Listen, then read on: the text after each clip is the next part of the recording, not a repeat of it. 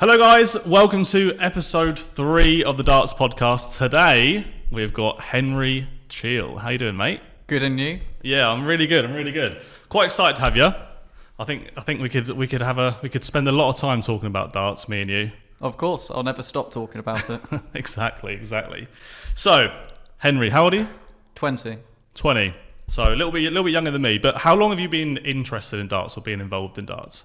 Well, roughly about 7-8 years, I'd say. I mean, my first memory was Taylor's last World Championship in 2013 against MVG when he won number 16.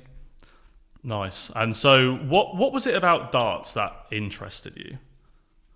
Well, that's a difficult question, really, because I just turned it on and I saw it on Sky and then just watched it, enjoyed it, and then didn't come back for the year. But I think maybe just the whole atmosphere probably, gave you that buzz. You enjoy it's just a nice evening, really, looked like. So yeah, I think a lot of people just kind of like look at, they sort of, years ago they'd go through and they think darts is like some pub game that a load of fat blokes play and that's it. But it's a lot different now, and like the atmosphere is a lot more fun, and people just kind of look at it as just a bit of a party scene. And I think so many people are getting interested in darts. But do you play at all? Not much, but while I'm at uni, I'm the captain of the darts team, so I've got the responsibility there. But I don't usually play much normally, but I'm starting to play a bit more now. I'm wanting to anyway, and start going to amateur tournaments in the coming months. That sounds good. So you're from Basingstoke, or you live in Basingstoke? I live in Basingstoke, yeah. So that's a good place for darts. Do you ever go to the Basingstoke Open, things like that? Not much. I've only recently moved down there, so hopefully within the next 6 to 12 months I can go down to a lot more often. Well, yeah, you got a lot to look forward to. I think there's some good tournaments down there. Just a quick message from today's sponsor. They are LP Metal Detecting. If you want to go and check out their website, it is www.lpmetaldetecting.com. They have all the stuff for your metal detecting needs, whether you're a beginner and you want to get involved in metal detecting, or you're a long-standing metal detector and you want to get some more bits, some more pieces, some more stuff. Go and check them out. Also, check them out on Twitter as well at LP Detecting. If you're a fan of the channel, you're a fan of the podcast and all that sort of stuff, and you're not really that interested in the metal detecting side of things, then just go and drop them a follow. You'll be supporting me and you'll be supporting them who are supporting me. So yeah, anyway, back to the podcast. So basically, who is Henry Cheal? What do you do? Basically, if an alien come down and said, tell me about yourself, what would you say to them? Well, obviously I love darts, that's why I'm here. But while I'm at uni, obviously, as I mentioned earlier, studying sports journalism, something to do as a potential career path, and I do lots of work inside the darts world anyway. I write for Darts Mad, which I recently just took over. I work with Rob Cross, Ryan Searle and Luke Humphreys on media, and hopefully soon writing a book on Glenn Durrant's story as well. Yeah, I forgot about that, because I remember a couple of years ago on Twitter you were talking about that quite a lot, and then Glenn said just hold off on the book for a little bit. Was that because he wanted to achieve more before the book come out? Well, I think it's a mixture of things, because at that point he literally probably just won the Premier League or around that time, and then following from that, I think he just wanted it all to come out when he retired or when he officially left the PDC, and obviously that's not happened yet, but it's difficult to explain on the moment. But I think in time he'll probably want it out soon, depending on his form. I don't know. I need to speak with him about it more, to be honest. Yeah, because the Dart Players books, I mean, Keith Deller, who was on the podcast before, he's got a book. I really enjoyed his book. There's a lot of good stories in there. And then I've read Jamie Caven's book. There's a few other players. I think maybe Taylor's got a book or something. I've not read that one, but there are a few Dart Players with books. I think they're quite an interesting read. Do you where did your passion for writing come from? Well, I've always enjoyed it, really. I mean, from an early age, I used to write stories, although they were really shit, to be honest. But fair enough. I wasn't that gifted. It was only making stories up for the fun of it.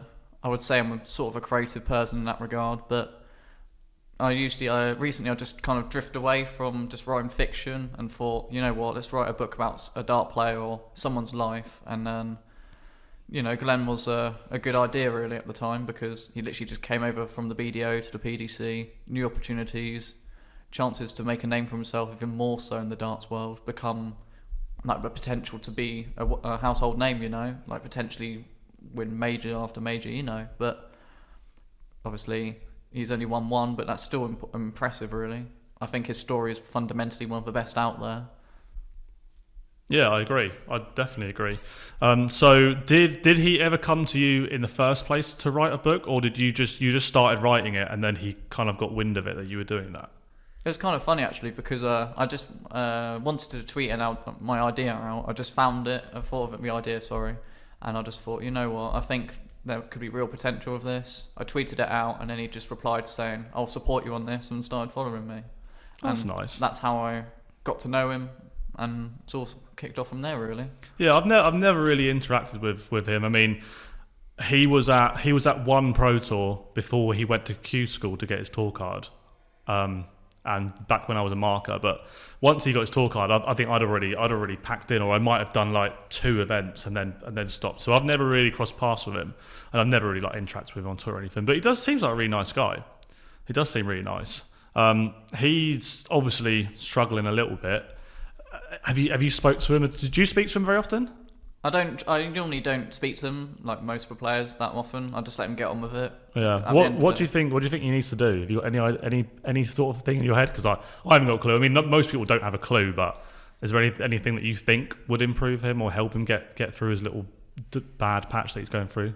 I don't really know either, to be honest. I mean, to be honest, I just wish him the best and hope he can get back there. But you know, when he was at his highest highs, everyone was talking about him, and now they're talking about him for the polar opposite in form, you know. It's just not there for him at the moment. But yeah. I generally think he might have a chance. I mean, I'm not just saying that because I like him, I'm friends with him, but I feel like deep down that something might be there. I mean, I've heard a lot of good recently from his manager as well, Mac Elkin. He told me that he's been doing coaching, obviously. That's been renowned on his social media as well, you know, promoting it. But I've heard that he's just going to all sorts of tournaments now just to get some match practice and try and work on his throw. But I'm not even sure if that's going to work, but we can only hope, can't we? Yeah. There's one thing that I noticed, and I think it had something to do with Matt Edgar, actually. But so does Glenn normally use pair flights or something? He normally uses pair flights, but I remember one tournament he swapped to kite flights because I think Matt had spoke to him about kite flights. And he swapped to kite flights, and he played really well with them. And then he swapped back to his pairs, and then that's when he started sort of on the decline. I mean, I don't know if that had anything to do with it, but maybe he needs to go back to the kite flights. Because I do find if I change my darts, or if I change something, I almost don't want to play better with a change setup. Because in my head, I'm thinking, right, I've now got to stick with them. Or if I swap, then it's in my head that I was good with these last week, and now I'm using this, and it's like it's proper in my head. Like I'm one of the worst dart players. I've got the worst mental capacity to play darts. Like I'm just rubbish because everything I overthink everything.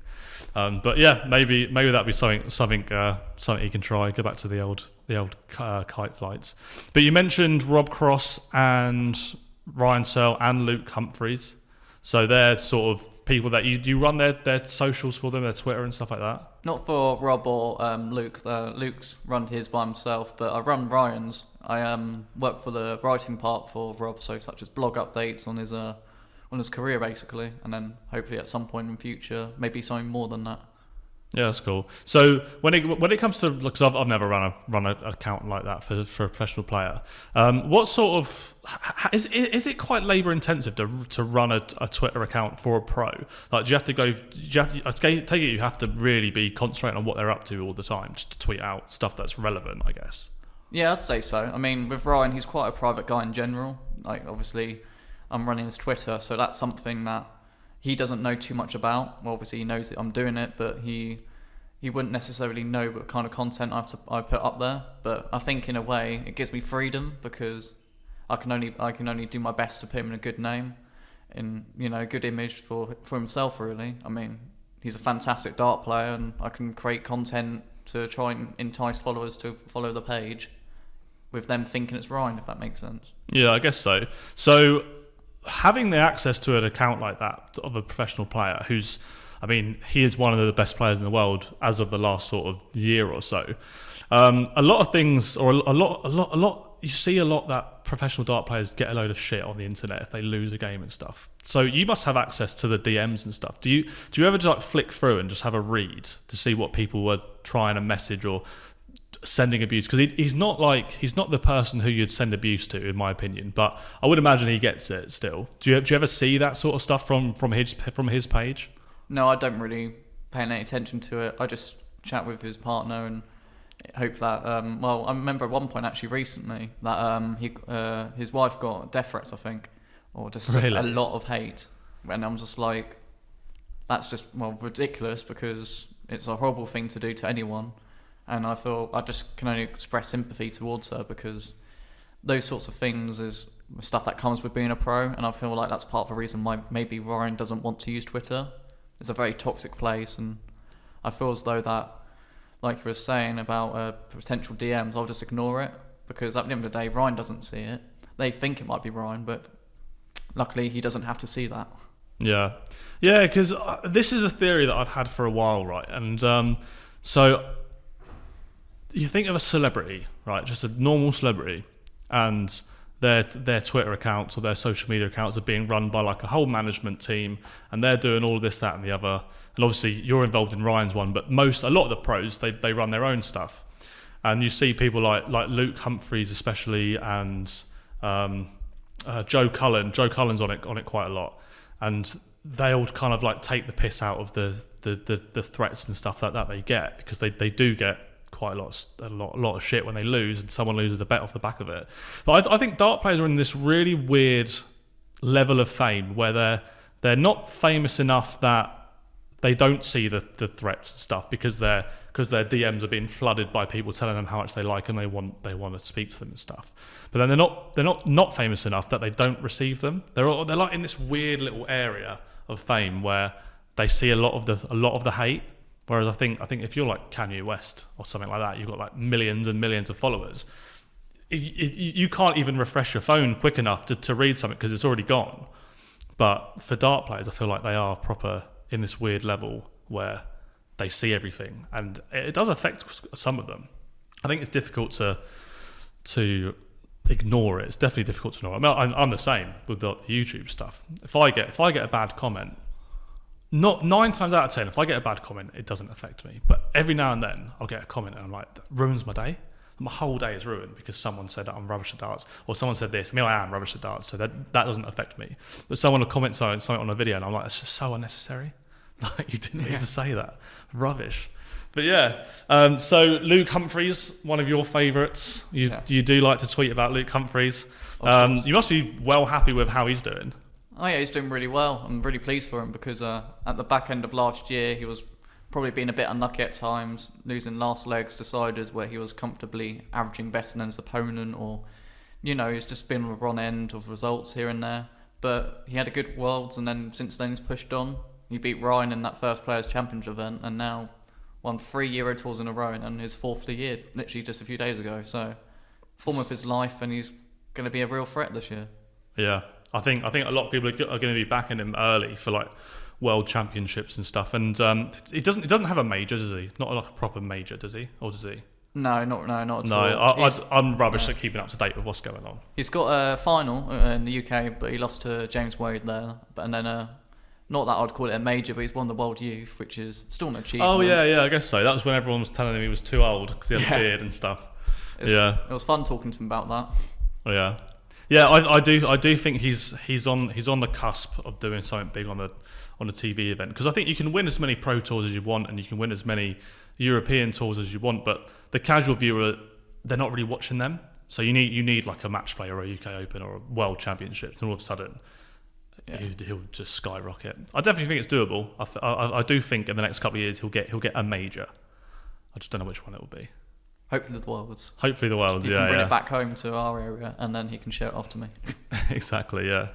Yeah. So another thing you've mentioned was the Darts Mad thing. So you were writing for them beforehand and doing bits like that, because did you talk about uni? You're doing sports journalism, which is kind of like to go into that sort of thing, especially with the darts as well. It's very, very helpful. And then you acquired it. What happens there? How do you just give it? Well, it's complicated really because it had new owners a few years ago, and that's how I became a part of the team by writing it. And then since then, a guy called Luke Jones, the Welsh man from everyone knows who he is, I think, on Twitter. He loves a TikTok, doesn't he? Do you ever watch him on TikTok? Yeah, he's got some funny TikToks. He doesn't put it on Twitter though. I wonder why, but it is what it is. But yeah, he had it. He got it from Dartwolf, who got it from the previous owners. And obviously Dartwolf, working his magic, he gave it to me because Luke didn't do much with it, which was a shame because it led towards the domain and the website being mishandled and then just ended up being closing down. But obviously he didn't have the time to work on it, which is a shame. But too busy making TikToks. Yeah, but he had other important stuff, as you know, being a father and all that. So I suppose it is what it is. But I mean, hopefully he has time at some point to come back because I really enjoyed his interviews that he did with DartsMad when he wasn't the owner of it. Yeah, to be fair, I thought he'd done some good. He got some decent people on there as well. I think half the battle is, I mean, you can do an interview with someone, you can chat to them all you like, but getting in front of them in the first place, that's the difficult bit. So yeah, I mean, what are your plans going forward? Because are you going to do video based stuff like what he was doing, or is it going to be more writing or a bit of everything, or do you have any plans for that? At the moment, I'm just waiting for the domains to be sorted. The boring stuff that unfortunately is taking a lot longer than I want. But probably once that's all done, I mean, I've already acquired Vim. The Dutch guy from Darts World. Yeah. But I've acquired him because he loves writing. He's a massive darts fan like me. He's literally just been to part of the PDC media team for the World Series final, so he's a good asset to the team, really. Someone that I strongly believe can make a name for himself if he chose to. But apart from that, just writing what stuff that I enjoy, creating unique content, because I'm obviously, the thing with darts is that you can get much more stories out of people than just, like, say, professional footballers or Formula 1 drivers, whatever. You with darts, you can get so many good stories out of it, whether it's obviously the basics such as reviewing tournaments or talking about people here and there. But if you focus on the specific players and how their journey from being a tradesman or of some sort to being a darts professional, I think that's what I would be focusing on more, because it's just interesting to hear about their lives, and how darts has maybe transformed them into millionaires. Yeah, that's a good point, because I think, like, a lot of professional sportsmen, they're normally like people who have done sport all their life, and then they get to sort of like 17, 18, and then they make the transition into like professional sports or the men's version of whatever it is, the game that they play. But you don't really get that with darts. There's no like 16, 17, 18-year-olds who are earning massive money that they're not having a job beforehand, and a lot of the big names would have had a job growing up and stuff, and then they got into darts after. So yeah, there's plenty to talk about when it comes to dart players. There's certainly loads of stories and stuff. And what about content? Like, is it planned to do videos with other players, or have you got any ideas for that? That'd be nice, to be fair, because obviously I've got good connections with my favourite players, which is good. So I could maybe use them, but I think with players, I mean, people usually interview them just to talk about tournaments or what's been happening as of when. But I'd rather know about 15 years ago or something in their first ever darts event, and then hear about what's happening and then how that might have made them fall in love with the game. This is why I like Glenn Durrant as well, because his story is just a working man who managed to make himself a lot of money but also have a lot of success in a short space of time, and who never really planned to be in darts in the first place, but a chance meeting led to him onto that next step to then progress. See, that's the thing. That's probably many other dart players out there, and they should have a voice to tell their story. Yeah, because a lot of the people who are involved in darts and involved in the darts media, I do find that, I mean, the questions have to be asked, but I do find that the same questions are asked over and over again. And just to try and get something different out of someone would be quite interesting. I was offered a media pass for a tournament once. I can't remember who it was with or what tournament it was. I just remember thinking, like, what am I going to ask them? That's like, they're going to expect me to say, how do you feel? How do you feel the game went? What do you think you have to do in the next round and stuff? And the answer is always like, yeah, I played all right. Next round I have to be a bit better. And it's like, boring questions. So yeah, I definitely think there's a market for someone to sort of ask weirder questions and different questions. And that's why I started the podcast, was to get people in front of me and ask them questions that they wouldn't normally get asked, because you just can. When you've got like a 2-minute window to ask them a question when they're sat on a table, they don't want to be there, they want to go home back to their kids or their wife or whatever. It's a little bit more difficult. You told me earlier that you've got a YouTube channel brewing as well. Going to be the next darts content creator. Is that going to be in association with the Darts Mad stuff, or do you want to keep that sort of separate and do your own bits for yourself? I'm not sure yet, because I feel like I could combine it, but then again, as I'm the owner of Darts Mad now, I could just basically say it's a subsidiary to what I'm doing.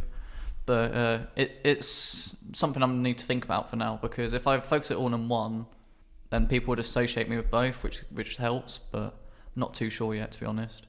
I'm thinking maybe combining one at the moment, but we'll see. Yeah, you told me one of your ideas earlier, and I don't know if you want to share it or not, which is fair enough if you don't. But I think it's a good idea. I think you should do it. Definitely do it. You know what we're talking. You know what I'm talking about. Yeah, you should definitely do it. No one's doing it, and I do think you get a much more genuine approach to talking to people. I think it's good. Definitely, I won't share for now, but don't share for now. Yeah. I definitely think you should do it though. So yeah, if you're watching, what's your channel called? Just my name and TV. So Henry Cheal TV. Go have a look. I'll put a link in the description, or I'll tweet it and stuff. But go, drop him a sub. So another player that you're a big fan of is Rob Cross. Yeah. What about Rob Cross? Because I understand that he come out of nowhere, then wins the World Championships, which is absolutely bonkers in this day and age as well. I mean, back in the day, it would happen every now and then. And Keith Deller was one of them, and there'd be players who you'd never really heard of before who go and do big things on TV. But nowadays, if you've heard of them, or if they're doing big things, you've probably heard of them already. Rob Cross wasn't really like that. So why was Rob Cross one of your favourites? Well, I mean, to be honest, a few months before he won the Worlds, I started to pay attention more to him, because by that point I wasn't really aware of the Pro Tour or the Europeans or whatever. And I was like, oh, okay, I recognise this guy from the UK Open the year before when he played MVG, if you might remember that. And then he literally, he just blew everyone away, really, just showing how good he was. He was really confident in himself and his own ability. He really just showed everyone what he was made of.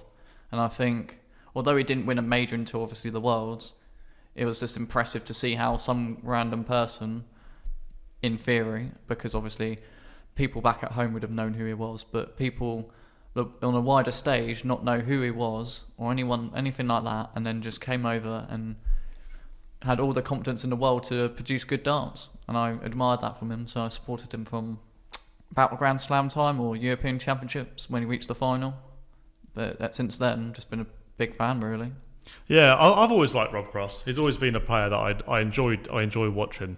It's a little bit different, like the pauses and stuff he does. You see all the commentators will bang on and say, "Oh, you can't do this, you can't do that." He is the one playing at the end of the day, not them.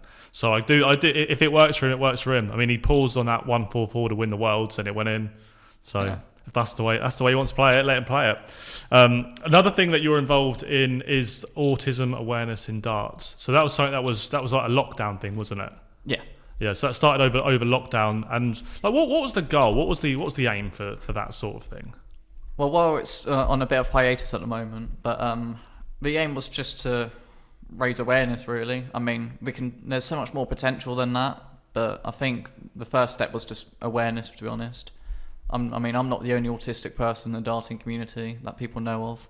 I can think of a few on top of my head right now, and they obviously know who I'm talking about. And I feel like awareness is just important in general, because it's something that affects me throughout my whole life, you know? Yeah, I once I saw it, I was like, right, I'm backing this 100%, because one of my good mates, Charlie, he's autistic, and playing darts with him and learning, because I've got no idea how to deal with, how to talk to someone who's autistic or anything, but once I sort of got into like a good friendship zone with Charlie, and I started to understand how his mind works and stuff, I was able to chat to him a lot better. So is the awareness thing sort of like that to help people who don't feel like they know how to talk to someone with autism, just to say like you can just chat to them, it's fine? Yeah, pretty much. I mean, well, Charlie's exactly who I was thinking about in the first place when I was talking about people that we all know, because obviously there's different, the spectrum's different, isn't it? It's quite wide. I have high functioning. I'm not sure about Charlie but he can always let us know in the comments below. But he's probably, well, he's got autism obviously, but he has different behaviours than I would necessarily, or other people, autistic people. It's so wide, the spectrum can literally come from polar opposites, and I think once you understand what people with autism are like, then you can understand what their behaviours are and what their traits are, and then therefore get the best out of them, I suppose, like unleash their potential in a sense. Yeah, it's a tough question to ask, obviously, because I mean, no one knows both answers to this because no one's autistic and not autistic at the same time. But do you feel like you have a different perception of darts or a different view on darts from being autistic, or just not at all? I think so, because I think, well, I'm not sure about other people that might be fans of it, but for me, I think it's just the social aspect, you know, having a pint, having a couple of pints if you want to get pissed before playing a game, but, you know, the community of socialising, playing, having a good time with people, you know, all coming together just to throw darts and win, obviously, but have a good time and, you know, make the most of an evening, just an evening's work, really, you know. Yeah, because one thing I noticed when it comes to Charlie specifically. Sorry, we're talking about you, Charlie. But one thing, you're a legend, mate. Yeah, he says you're a legend. One thing I've noticed about Charlie is the more he plays, like the better he gets on with social, sort of being in social situations. And I remember the first time I ever met him, he couldn't even talk to me, like he wasn't able to even have the conversation. And now I can literally sit with him at darts, 20 minutes long. We can chat about flights, stems, Glenn Durrant, whoever, and he's just I feel like the social aspect of darts has really helped him out. Like I'm sure he might say different or whatever, but that's how I feel. And I feel like darts is a really social game, to the point where you go somewhere, you meet a load of new people, and then you play them again in a few weeks' time, and you meet them again, and it's just like the repetition of seeing more and more people all the time. I feel like that must be a benefit for someone with autism. Well, firstly, routine. You've mentioned repetition. That would certainly help them a lot, because routines, we like something stuck to our schedule, so we can therefore not function, but, you know, improve ourselves in that way. Because I feel like I like a schedule. I want to plan out things. One of my friends, he's also autistic. He wants to plan every few minutes out, so therefore he can get by and enjoy his day the best he can. And then you mentioned social aspects. Obviously, people with autism would have anxiety or would struggle in social situations, environments. And to me, it might seem like it's completely natural, but inside I might feel a bit nervous, you know. But with Charlie, he's probably someone that probably suffers more from social scenarios than maybe I would. And the fact that he improves so much over time shows that darts really does help him in that aspect as well. And it's good to see. Yeah, 100%. So moving on from that, have you ever been to any of the Pro Tours? Yeah, I've been invited a few times, yeah. You've been and gone to them? Yeah. Yeah, so for me, when I first went, like, it was like the most insane thing, because I don't know if you were the same growing up or when you got into darts and stuff, but to me, like, dart players were my football players. So like people who idolise football players, that was me with darts. So it'd be like if you were a massive football fan and you walked into it's like walking into a room and it's like there's Thierry Henry and there's Joe Cole and there's Frank Lampard and they're just all together. But it was the same thing for me, but with darts. Was I walked into this room, and I remember standing at, there's an ATM outside, and I was like, I don't know if I need cash or cards. So I was like, I better take some cash out anyway, just in case I get in there and need to use some cash. And I was sort of using the machine, and I was kind of like just doing this, and then Gary Anderson just walked past me. And I was like, oh my God, that's Gary Anderson. And then you walk into the room, and it just opens up, and it's like there's just dartboards everywhere, and there's just people everywhere, and like, I know him, and I know him. That's Phil Taylor, and that's Van Gerwen. And so how was that situation? How was that for you, walking into the situation like that? I mean, you just explained it perfectly, really. Because I remember before lockdown, my first ever time was with Robbins Park Arena. And because I was with Luke, I met him beforehand, obviously. I knew we were on good terms. And yeah, He was just like, don't worry about it, you'll be fine, because he knew I was a bit nervous because it's obviously something that was so completely out of the box for what I'm used to. And then when you mentioned opening the doors, when that happened with me, I just saw everything. I'm just like, this is like Willy Wonka and the Chocolate Factory. That's exactly what it's like, yeah. I'm just like, the amount of dartboards, the amount of players, you know, obviously it's weird because you feel like you can do anything you want, but obviously it's a place for them to work, you've got to be respectful. But then as soon as I saw my other favourite players, like Glenn, for instance, for like the first time I saw him was a few months beforehand, and he was just like, Henry, how are you doing? Oh my god, it's good to see you. I'm just like, what? Like mind blown that he knows who you are and stuff. Oh yeah, it was like when you really deep it, and the fact that they know who you are, even still to this point, it's something I still can't get over. Especially with Rob, because I've supported him the longest out of all these 4 players I support. With Glenn, like, oh my god, it's just, I can't even explain it really. It's just a remarkable feeling, and I hope that people get to experience it, but also appreciate what it is, the whole process of the whole Pro Tour. You know, they're there to work, but at the same time, you've got to let them get on with it and, well, earn a living. Yeah, the Charlie and the Chocolate Factory thing is just so bang on, because you walk into the room and it's not like they're all sitting down or something, or they're working. They're literally working. They might be playing darts, but they're working, and they're just like fluttering around, doing this, doing that, and it is like the Charlie and the Chocolate Factory, where they're like, obviously they're not Oompa Loompas, but it's like that. They're all sort of like doing their thing, and they're getting ready for their tournaments and stuff. And yeah, that as soon as you said that like made sense in my head, like straight away. Do you play much darts at the moment, or? No, not really. I mean, I used to play a bit during lockdown, but I've not really played too much. But I'm wanting to get into it a bit more, because I feel like I'll get more enjoyment if I play it as well, and also just meet new people, just have a good time. Like I was saying earlier, what I think darts is all about. And I feel like if I do play darts, then it might lead new gateways to my media, and also just to make new friends, you know. Yeah. Did you play in a lot of the online leagues over lockdown, or no? I played in one with a few friends, yeah. Was that right at the start? Yeah. Was I in that? You might have been. I feel like I was, because there was that other guy. Who's that guy at the moment who's kind of like come from dartsware but keeps qualifying for the Euro Tour? David. Yeah, him. Yeah. He was he in the league when you were in it? Yeah. He was with me. Yeah, he absolutely. Well, to be honest, he battered me, but I think he had about a 67 average, and like now he's like near on professional. So I think that's quite cool to see someone come from like the darts Twitter, because you're quite involved on Twitter as well. You tweet quite a bit, and to see someone like that come through, it's quite cool. Yeah, I quite like it. He's doing well at the moment. He was on the Euro Tour earlier this year, and well, hopefully David does better and gets a tour card at some point. You know, I feel like he's a very good player. When he was being us all with us, really, he was spanking us, but you know. Yeah, but even then, I mean, that was probably like 2 years ago. He was playing better than most of us in that league, but he wasn't like insane. But now all of a sudden he is playing really well. I guess it just put the time into it. Yeah, I feel like he was probably putting loads of effort in. Yeah. Do you feel like that could be something you could do? I mean, for me, it's like, because my head is just the worst. I've got the worst mind for darts. I could practice for 10 hours a day, and I guarantee in a year's time I'll still be crap. But do you feel like if you wanted to put the time in to actually play and get better, do you think you could reach a level like that? Probably not.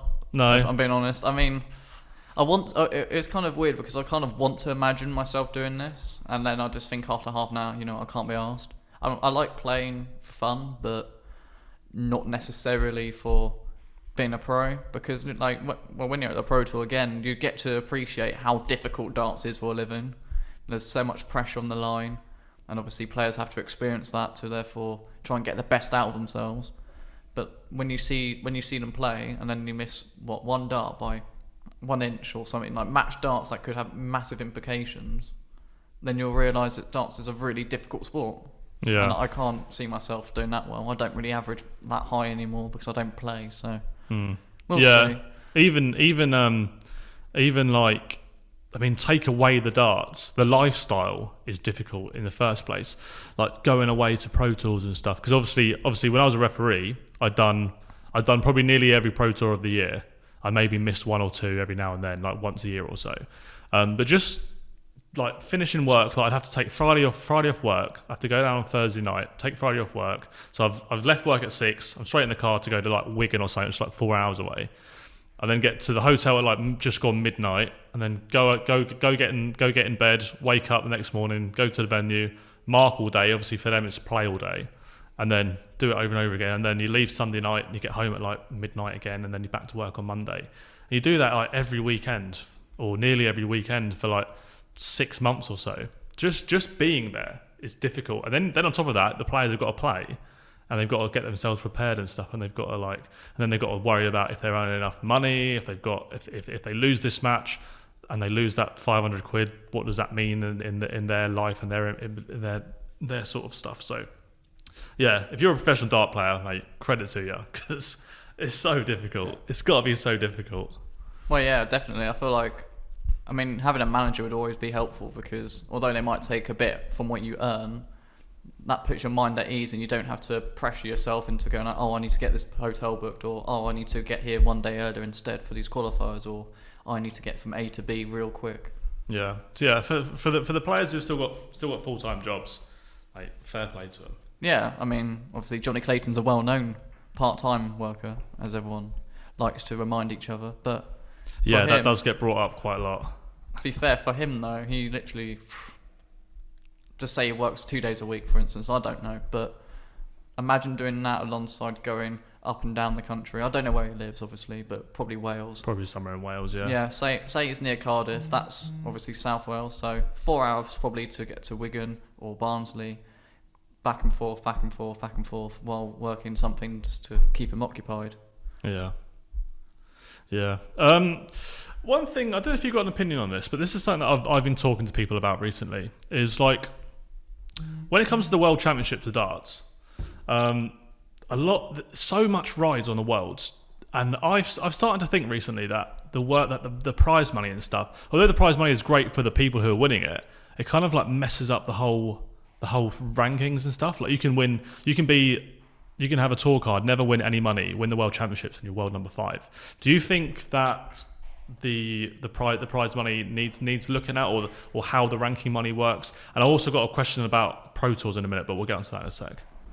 Yeah, I think it is, because 500 grand for winning the world, firstly that's a life changer for anyone, but also it is very top heavy, because when Rob won the worlds, he came up to 3rd in the world, or 2nd, and although it was 400 grand then, but that's still life changing amount. Yeah, but I do think the amount of money they get is you've earned it. That's fair. Yeah. I just think it just messes up the whole rankings. Yeah, you're probably right on that. It depends, because say you came in and you won it, then obviously that would change everything for you personally. But also, it would mean in 2 years from now, if you didn't win any other game, then you'd be gone, wouldn't you? You'd have no tour card, no nothing. But it's difficult, because I can see why they put so much hype and money into it, but at the same time it is the Worlds. Everyone has to put their maximum effort in. But even 50 grand, say reaching the quarterfinals, that can do wonders. That can keep your tour card for another year. Yeah, sure.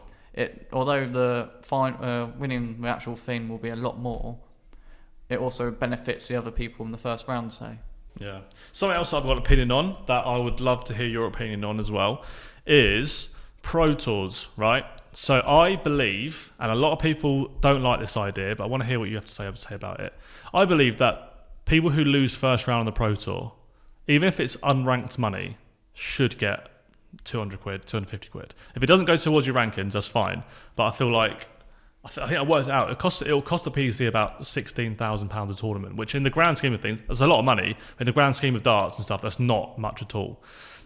So yeah, I think the next time that they decide to play around with the prize money, I think they, instead of adding more to the Pro Tour win, they should add more to the first round losers. Because I think one problem is that it's a professional sport, and you've earned the right to play in it, and you've got bills to pay and stuff. I personally think there should be an unranked amount of money that goes to the first round losers. Have you got any thoughts on that?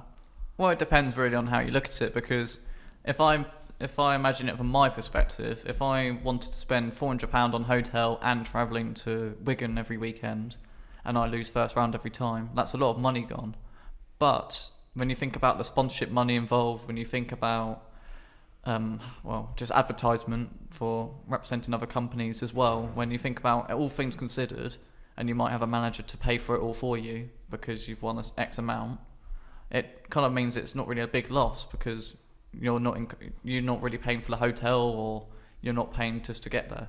But I can see why you think there should be, and I feel like there could be an opportunity to do that, but it will cost the PDC a lot more money. But I feel as though it'll be a bit unfair because at the end of the day, you've got to be there to win. That's how professional sport works in a way. Even though it's unranked, it might just seem a bit unfair on those that deliberately lose round one, for instance. It might cause that. I don't think anyone would lose the first round intentionally, because you're still earning more money by winning the first round. But I think it just takes the pressure off a little bit, or it would take the pressure off a little bit for some of the lower down ranked players who are maybe having to take time off work to do the darts still.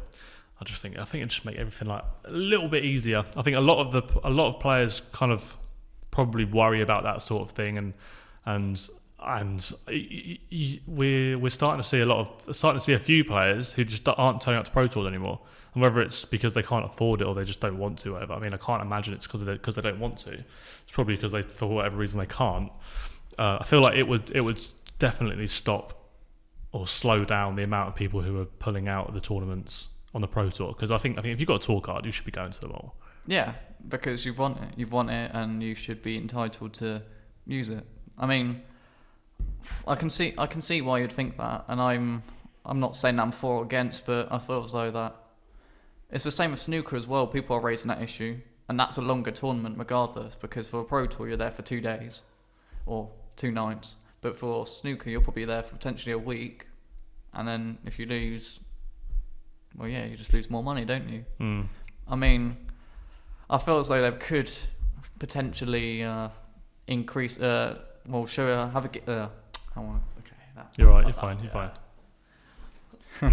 I feel as though they could potentially have a little bit of money, probably not 250 quid or something, but something like 100, 150 max. But it would really just depends on whether the PDC are willing to inherit more money into those that lose first round.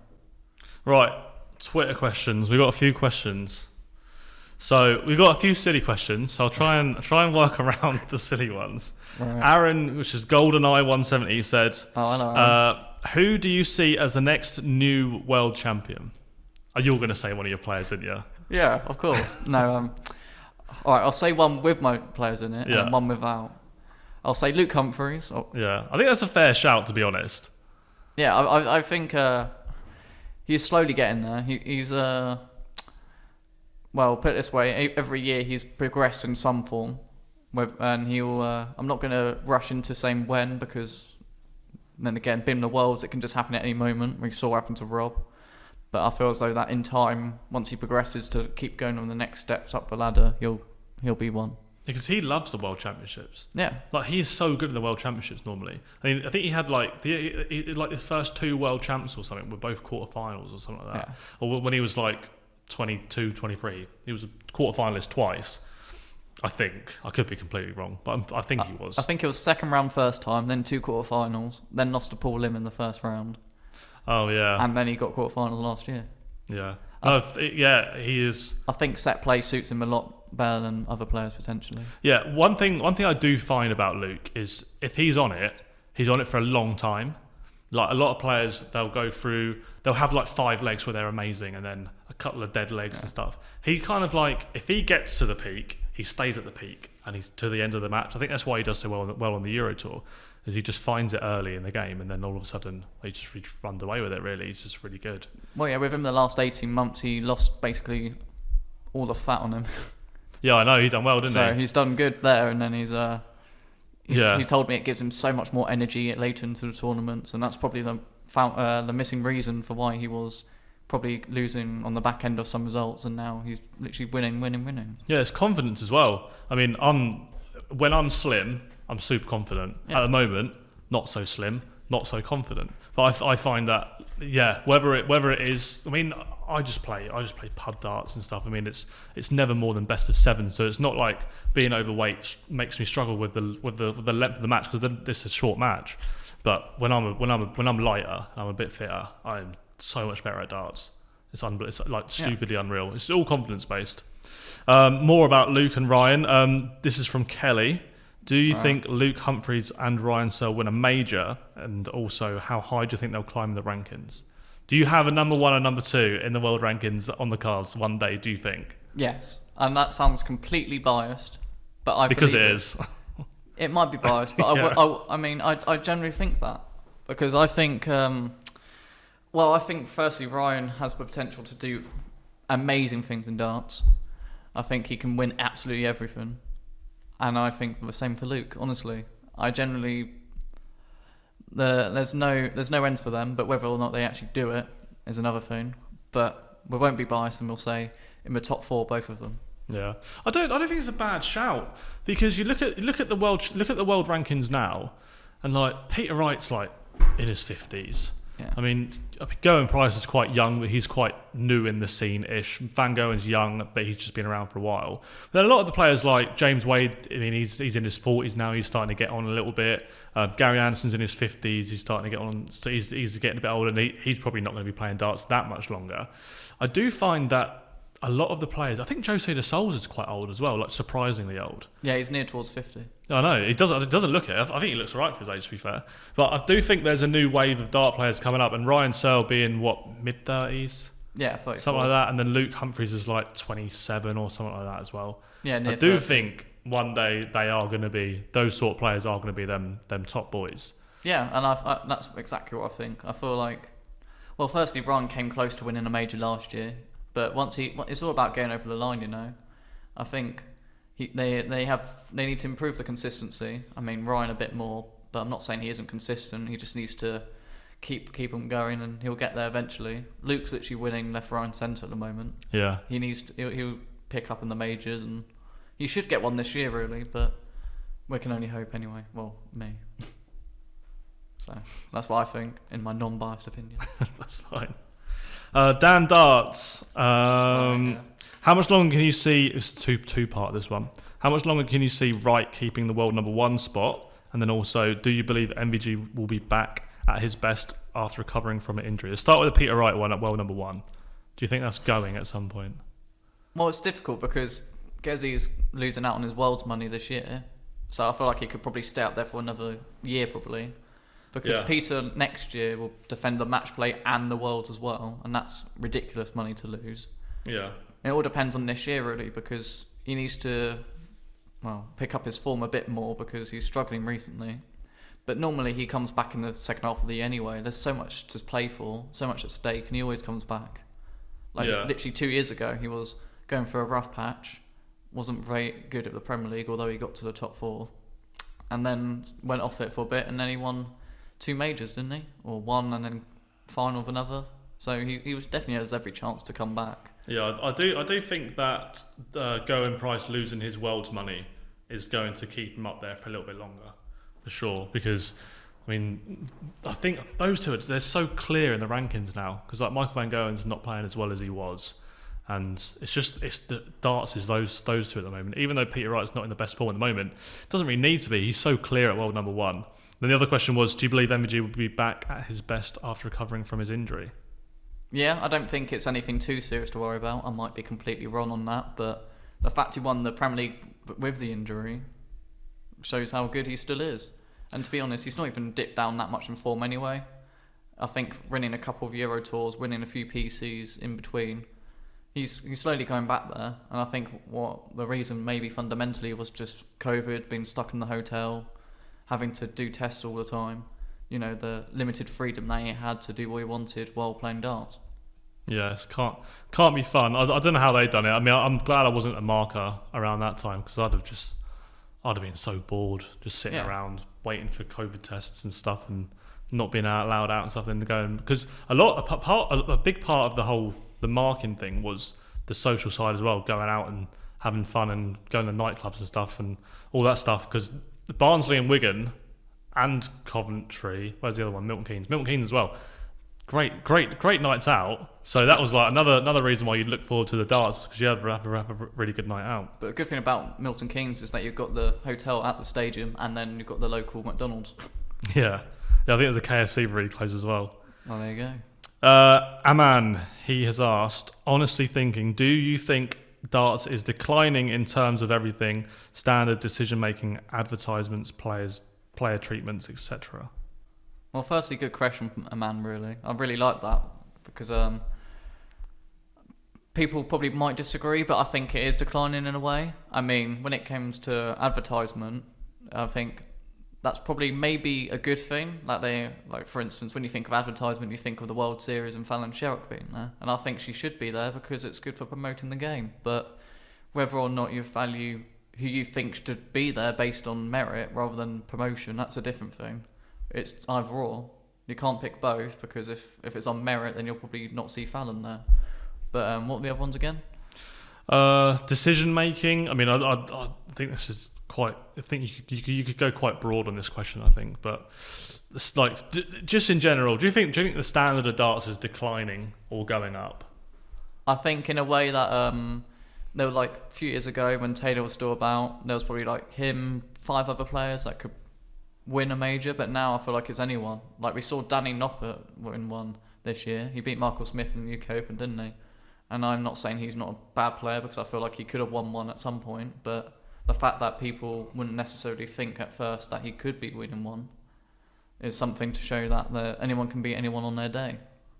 Yeah, there's like, as far as it goes, I'd say there's like 16 odd players who if they won a tournament throughout the year, like a major one or a TV one, I wouldn't be surprised by it.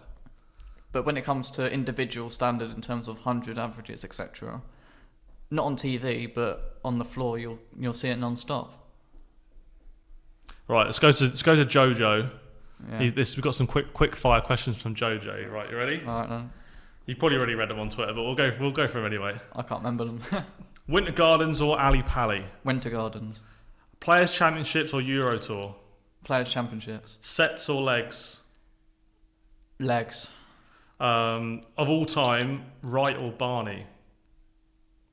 Right. And commentator-wise, I guess, Mardle or Nicholson? Mardle. Yeah? Yeah, I quite like him.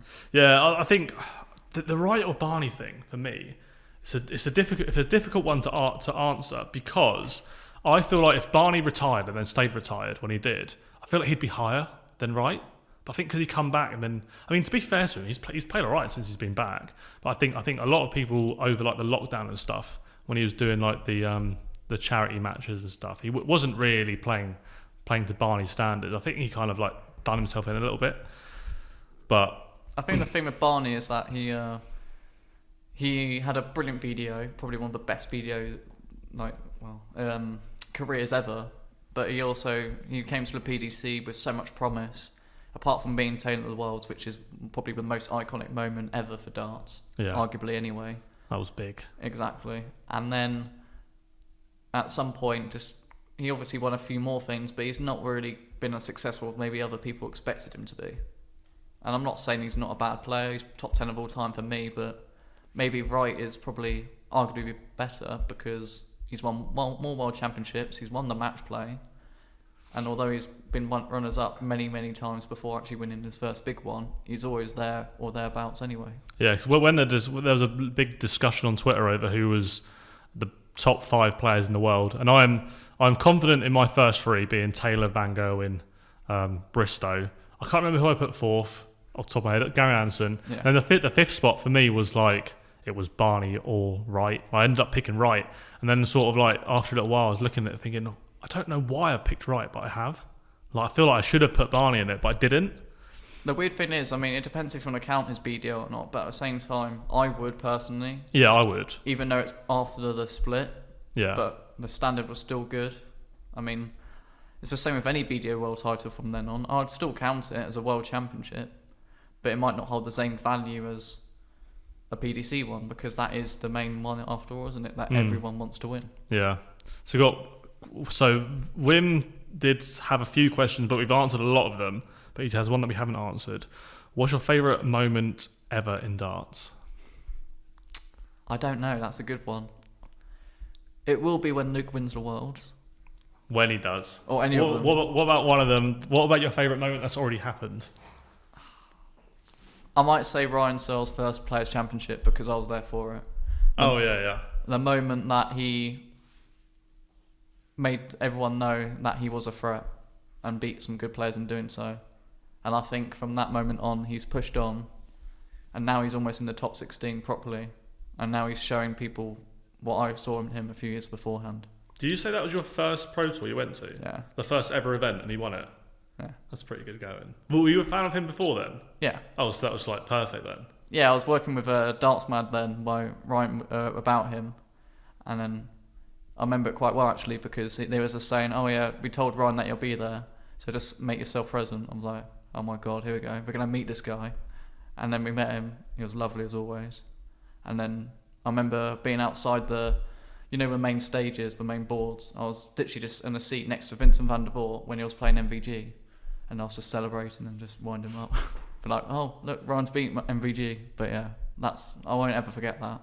Yeah, that's such good timing. I had a couple of those. So one of my dad's mates, he's got a son who was like well into darts, right? So one of the Pro Tours, we didn't tell him we were taking him. He was like just old enough to go in. I think he was 12.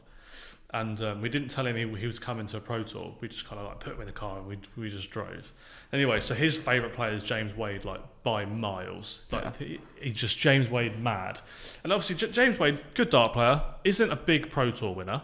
Doesn't win loads of them. He win the odd one here and there. He doesn't win loads of them. So anyway, so we get to the darts. He's like amazed by what's going on. And Wadey lost in the final on the first day. We were like, well, that's amazing because Alfie's just literally like walked around the room, just watched every single one of James's games, and then James come over at the end of the tournament after he just lost in the final, and like spoke to him, had a little chat with him and his dad and stuff, and he give Alfie his dart case and everything. So he got everything, and he was like, can't believe what's going on. This is mental. And then James won the next day. So like he turned up to watch one player. He'd been in both finals and won one of them. And another one was Jack Main. So Jack Main, professional dart player now, he's got a tour card. But when he was just getting into darts, he was practicing with Darren Webster a lot. And Darren's my best mate when it comes to like the Pro Tour and stuff. So Darren brought Jack along to come and watch. And the first tournament, obviously Darren's won like one or maybe two Pro Tours ever. And first tournament Jack turned up to, Darren won it, and it was proper like lucky charm. To be fair, I'm not saying that I was the reason why Brian won, but maybe him knowing who I was. Exactly. No, take it. You own that. Next time you see him, say the reason you won that pro tour was because I've done I was that there. already. Yeah, definitely. Now hopefully he wins the match play because I'll make an effort to go there. Yeah. Do you want to go on? Do you want to talk about the match play quickly? I did a video about it yesterday. So I kind of know who's qualified. But have you got any predictions for the match play, or you got any? You're only going to say Luke's going to win, aren't you? I don't need to ask the questions. Do you think anyone apart from Luke is going to make a big statement? Anyone who's going to do something surprising? I think Noppet might win it. Noppet might win it. Yeah. I won't. I mean, it's difficult because my three faves, apart from Glenn, sadly he won't be there. They're in the best position possible. They're literally 1, 2, 3, like they're all within the top 6 and the most form in the world, basically. Yeah. So they've got every chance. But aside from them, I think like Noppet, because he's in good form. He's literally playing the best darts of his life. He literally just won the UK Open. He's probably an underrated shout still.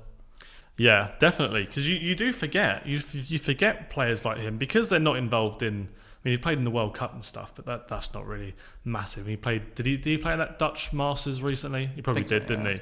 But other than that, like the World Series is what everyone's been talking about recently and stuff. And although winning that tournament, the UK Open, which is a massive deal, he's not really been spoken about at all since winning it.